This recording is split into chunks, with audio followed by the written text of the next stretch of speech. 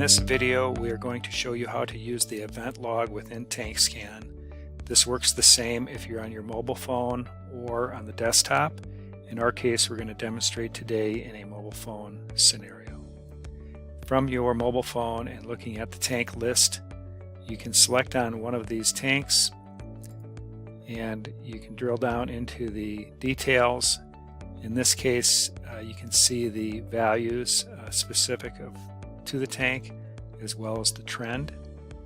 We're going to select on one of these menu items called event log, and in here then I can create a new event and I can just hit add. You can have service types set up here for different situations you may have.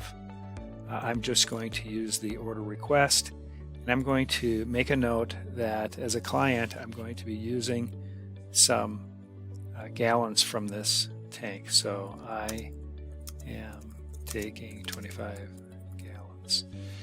And you can hit OK, and in goes your event. You can scroll across and see that it's associated with my user login, and a timestamp is created as well. So with that, that's how you enter an event log.